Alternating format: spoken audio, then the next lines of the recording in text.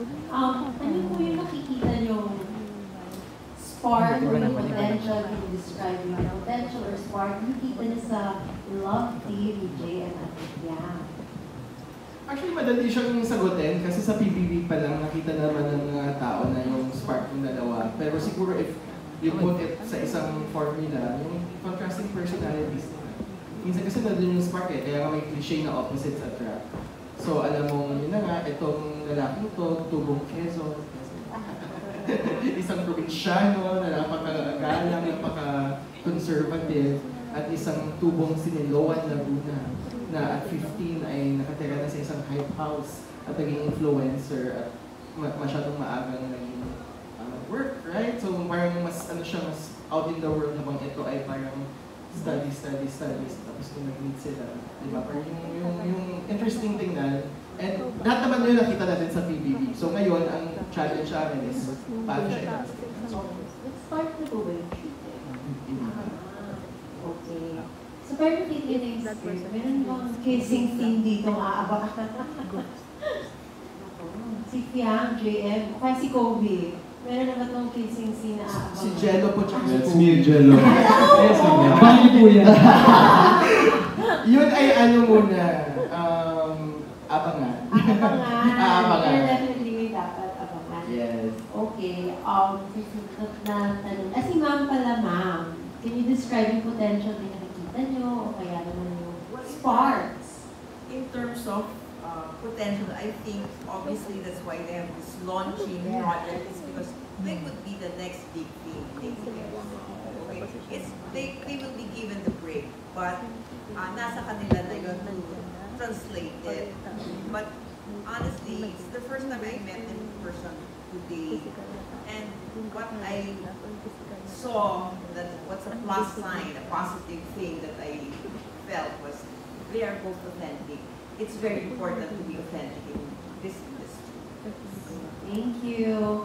For Kobe naman, bilang ikaw yung unang partner ni Piang dito, ready ka na ba manggulo sa love team nila? Ready ka na rin saluhin ang mga reaction ng fans, mga eksena? Kwento mo yung nailang ka, yung nag-girl kay Uniform. Oh my gosh, honestly, I was, of course I'm very nervous. You know, of course I respect them so much. And, you know, I want to do well. I want to do well for their fans. I want to do well for everyone. Because, you know, that's what we do. We're here to entertain.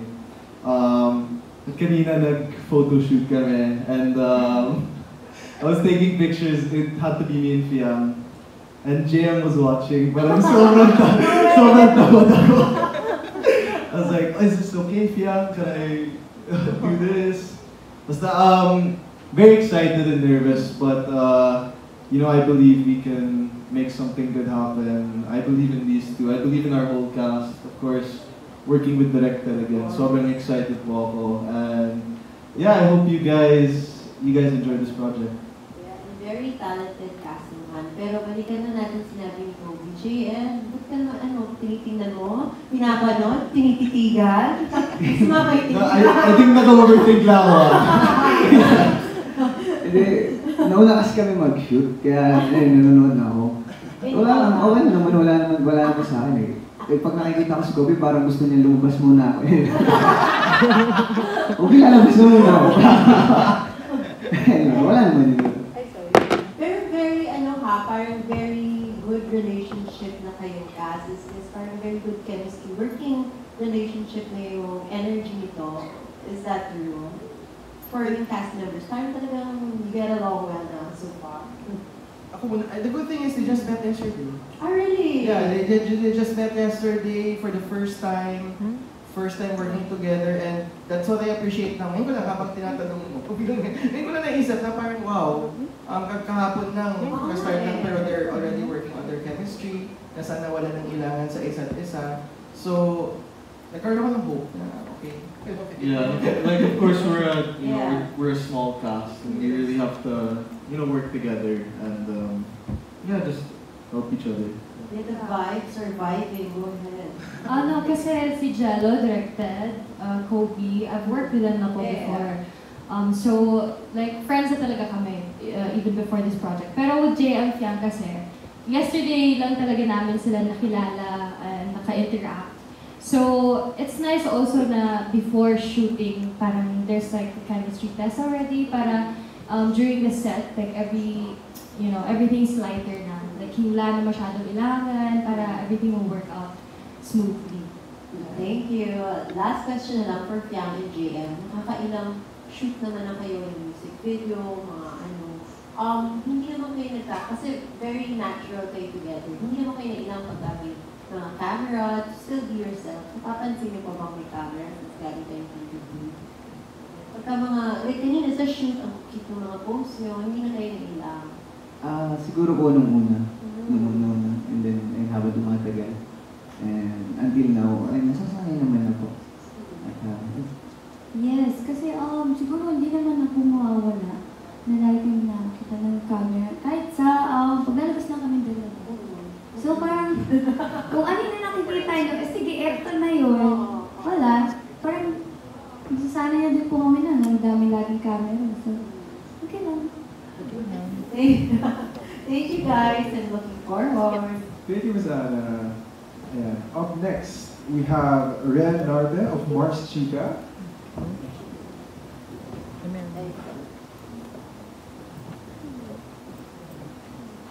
Sorry.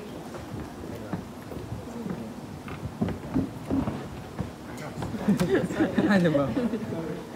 There you go. Pero segue ko lang, no? At least sabay kayo kumbaga after yung paglabas ng PBB, yung journey nyo, kasama niyo yung isa't isa.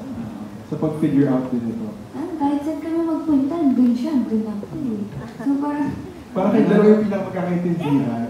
So, wala na, na-distract na ako. Yun. Yun ako! Hindi, kahit saan kasi siya magpunta, and kahit saan din ako magpunta, andun kami. Wala, lang kami para sa isa't isa. Most of the time, yung work namin kasama din. Part na ng sistema nyo. Oo. Ang buti nga, hindi kami kasama sa mukha. Oh, diba? There you go. And ready na sa Ayun, congratulations po on your new project po. Ayun po. My question lang po is for the cast. Question ko lang po is, since siguro nabasa niyo na rin po yung script po nyo, is there any instances or part ng script na nakarelate po kayo dun sa ipoportray niyo pong character? Or, ayun, yun po. Ba topic? Oh, go first.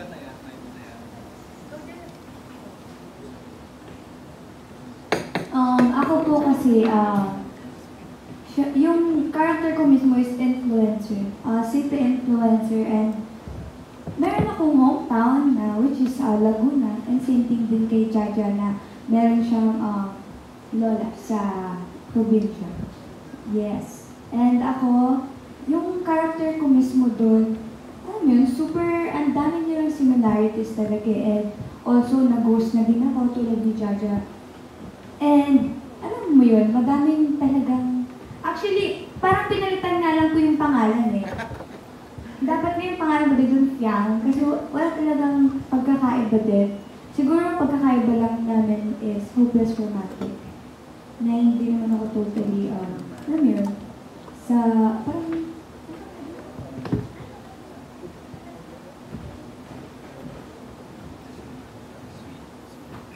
grabe ka naman. Basta, yeah. Yeah, pero alam mo yun, madaming similarities. Na,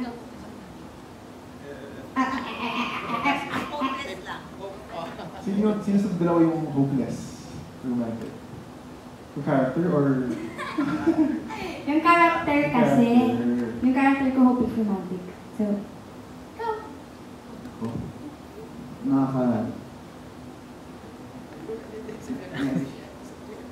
Ayun sa akin, kay Wilberto, siguro nakaka-relate ako sa kanya mismo. Kasi dati na ako mucho talaga. Medyo ko. Siguro yung pagiging old-fashioned niya. Especially yung... Baka may-spoil na. Hindi, yung pagiging family-oriented. At yung respeto ng character na yun, hindi nawawala. At parang tulog, nagseself-proclaim na. Pero marami din na similarities kay James sa kay Roberto. Especially pagiging conservative. Yes. Diba? Alam niya, siya kasing gaganap eh. Na-observe eh. Next, Lee. I think po yung pagiging, kasi dito sa series, ang highlight talaga ng character ko is the friendship that I have with Jaja. So, I think in real life also, I'm the same friend as Emma, kasi siya dito is very supportive of Jaja, but at the same time, if alam ko na, ay girl, wala nang pag-asa, tigil mo na yan, parang gano'n, hindi ko siya kinukonsente kung anong gusto niya gawin. Parang, if nakikita ko parang nasa stress na siya, diba? Like, it's time to let her know or let her feel na it's, stop mo na, hindi na tama to. Huwag na maging dululoy, tigil mo na yan, girl. Huwag naman sana. Yeah. Thanks, Lee. Jello. Ang similarities naman namin ng character ko na si Tony, siguro is yun nga, medyo siya, kengkoy siya. And minsan may pitik sa utak, kapag And ano ba? Well, masayahin. Kabaliktaran tulad na sinabi ni Fred kanina. Kabaliktaran ko siya medyo ako medyo papansin ng onte. Oo. Kaya, medyo bida-bida si Tony. Makulit kasi siya. Nakaka-curious kasi before, di ba, nag-lord ka na rin sa Easy Murder. May mga differences ka na bang gagawin sa pagkakulit nilang dalawa? Yes, Jay. Kasi yun nga, hindi ko pwede gawin yung ginawa ko doon kasi present time yun eh. Ito kasi nasa 70s era. So, yung humor, iba yung atake, yung itsura ko talaga. So, dapat pala mas kumakausap na ng mga tito-tita. Oo. Kaya maghanap ako ng kausap na nabuhay ng 70s.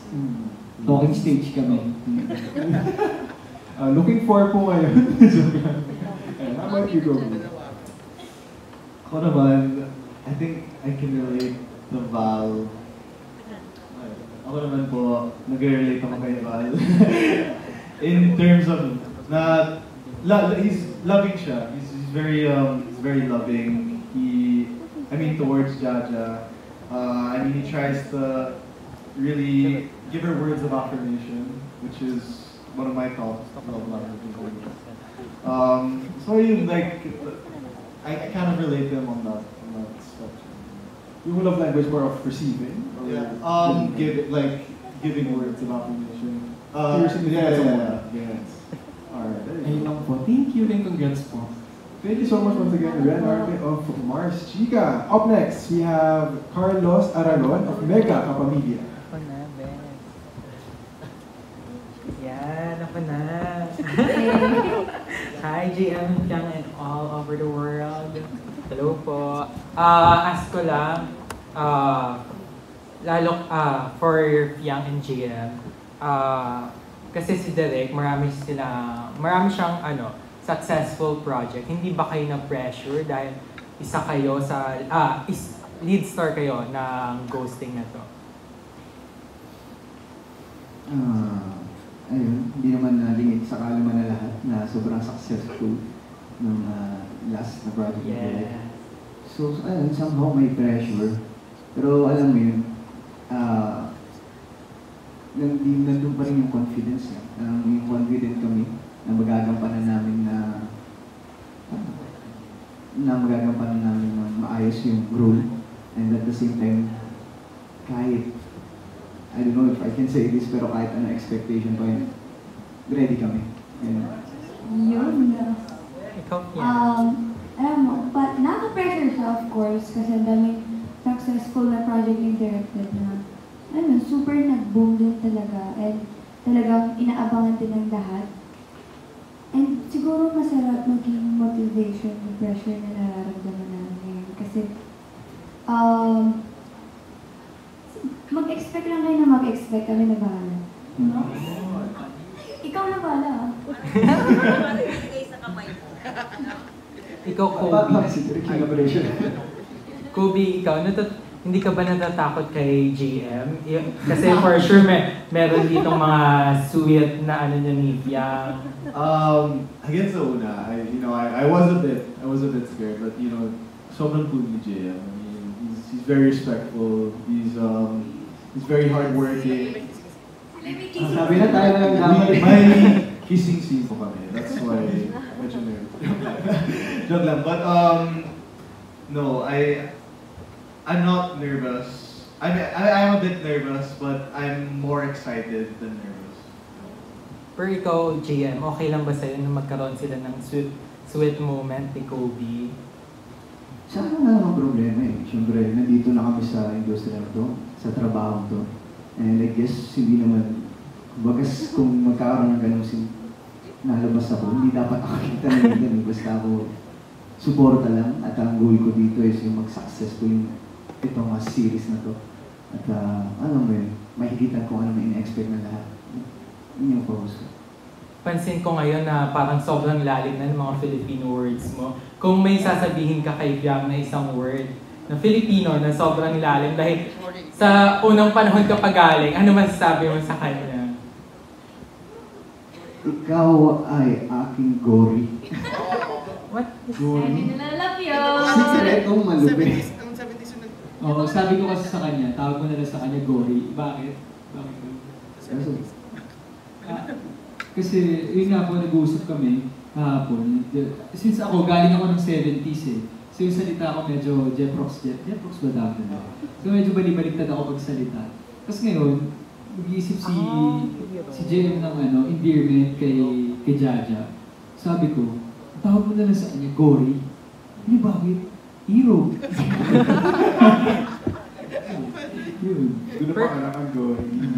Pero sa mga cast, sino gusto nyong mga close pa dahil first time nyo lang pala nagkita kahapon? Yeah, sino gusto nyong mga close pa? Lahat. Lahat gusto namin mga close kasi ang hirap magtrabaho na hindi mo close, di ba? So, and like yung lahat, kay Kobe, kay Jella, kay Ate Bill, na super light ng aura nila. Alam mo, parang i-guide ka din nila since matagal na sila sa showbiz. Guidance ka. And parang same din naman kami ng mga parang bubbly, alam mo yun, direct to the point din kami mag-veta. So parang, hindi naman na mahirap yan. Ito daw, tatanong ko daw sabi ni Nika. Kung ano daw pipiliin nyo, kung yung press, yung nag-e-exist na red flag, or yung ghost na green flag? Pag sinagot ko yan, edi wala na. Diba? Personal. Ako as ako. Yeah. As Fiang. As Fiang, dito ako. Okay na yun. Okay na. Hindi, as Fiang naman hindi naman as character. O, dito ako. Diyan ka na. Thank you. Happy birthday, Fiang. Thank you so much, Carlos Argon of Mega Kapamilya. Up next, we have Kenneth Quinto of Kapamilya Kingdom. Hello po. Good afternoon. Congratulations. Yung question ko muna kay Kobe, kay Riley, tsaka kay Jello. Kasi kanina natanong na ni Carlos yung impression ni na Fiang tsaka JM sa inyo. Kayo ano naman impression niyo sa kanila nung na-meet niyo sila? Hey!